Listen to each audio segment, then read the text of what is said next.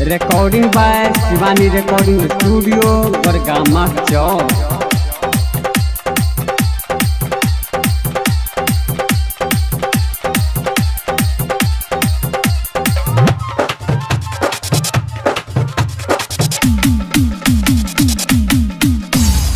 Music director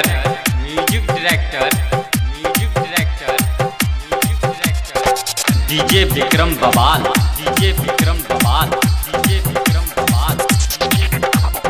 कहीं बिहार के जनली रे छोरा एकर मतलब के द दियो पूरा। कहीं बिहार के जनली रे छोरा एकर मतलब के द दियो पूरा। कहबो त माथा समय गुजतो भगवे कि नहीं। गब बंगाल वाली छौरी नित्य सबा सिलतो।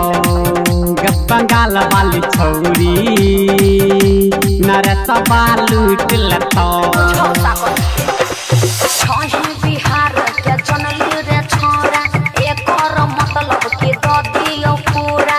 कहीं बिहार के जनली रे छोरा एकर मतलब के द दियो पूरा। कहबो त माथा समय गुजतो चल भाई। गब बंगाल वाली छौरी बिंदुआ लूट लतो। गब बंगाल वाली छौरी चंदुआ लूट लतो। म्यूजिक डायरेक्टर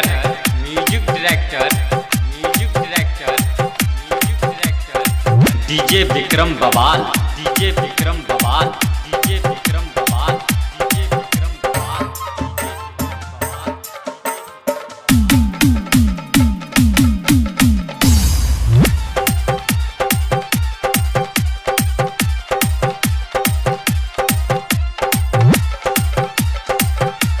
अखन अहाँ सब सुन रहल छी शिवानी म्यूजिक की शानदार प्रस्तुति। छही अखन बच्चा रे बाबू करन हरान रे हमरा पाछो घुमबे ना भजबे बदनाम रे। बुझली संभर के रहने त लोला कुचा देतो। एक बेरा देखी अजमा के पीस ले तहु आम गे। तू बंगाली तो हम बिहारी ल लेबो तोहर जान गे। बजबे त लोले थुइ देबो कुछे देवा। गब बंगाल वाली छौरी कथी है सचिन मालू लतो। गब बंगाल वाली छौरी कृष्णा चूस लतो। म्यूजिक डायरेक्टर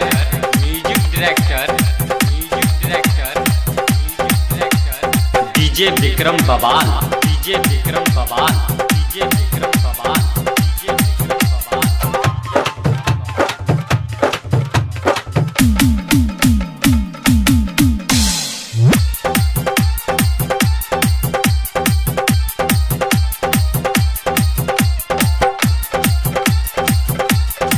अखन अहाँ सब सुन रहल छी शिवानी म्यूजिक की शानदार प्रस्तुति।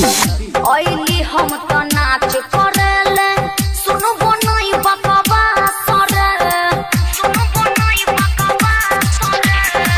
राइटर अनिल बनल छै हमर त खास रे। अपन जवानी के पानी पिया दे लागल छै पियास गे। विक्रम बवाल से किल्ली ठोकाले ओकरे पकड़ी हराज गे। जवानी नहीं लिखते बहु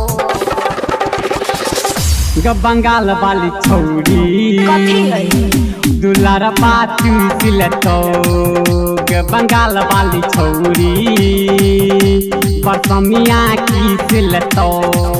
बुझली